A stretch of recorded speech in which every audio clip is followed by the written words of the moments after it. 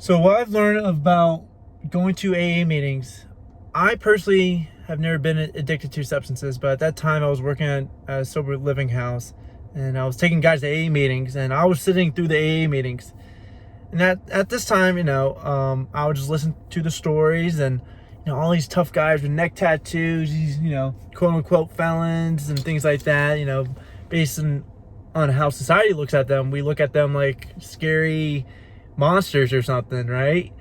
And I sat through months through those meetings, and those guys, those women, everyone that was affected by alcohol or drugs, they were the most open-minded, beautiful people I've ever been around. Not judgmental. I never felt judged around them. They're vulnerable in front of hundreds of people in the same room, right? And they seem more sane to me than people we call sane in this world, honestly. They seem very awakened beings. They're very spiritual. They had great stories to tell about. They're open about hitting their rock bottoms and their personal issues, what they're going through. Few times they admitted like they had cravings to drink or do drugs that day, just right before they went to that meeting. I felt like I was around people that were real. They were authentic, I realized. For example, when I go out to the nightlife, to a bar, everyone just seems uptight.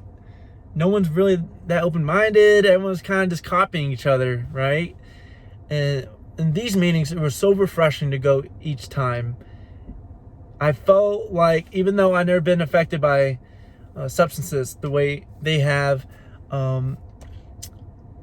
I could fully relate to them in an odd sense. I realized that I could relate to them.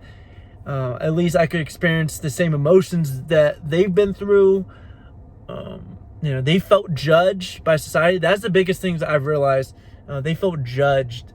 And when they feel judged, that's when they get self-critical about themselves. And that's when they want to lean on the booze or the drugs.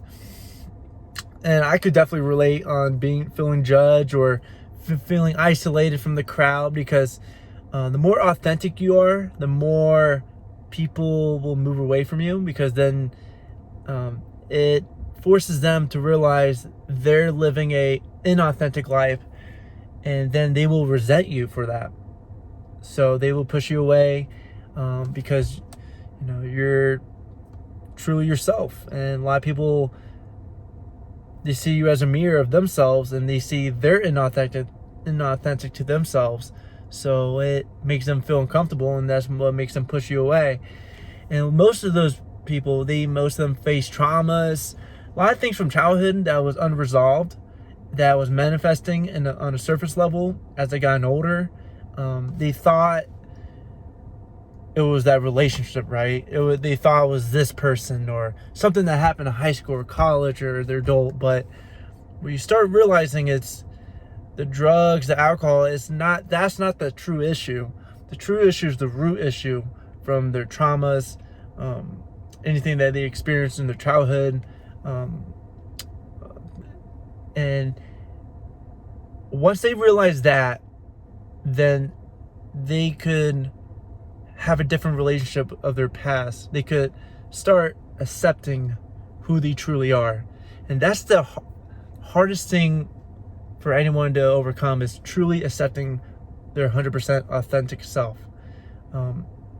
That's, even for me, you have to accept all your flaws, who you are.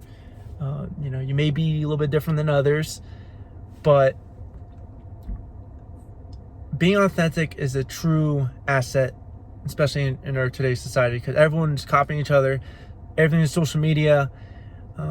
We don't realize how much we're not being true to ourselves. And being through those meetings, those guys were so vulnerable. I saw men cry in there, and it was so beautiful. And it gave me so much meaning in my life, because it made me feel like I was part of a community.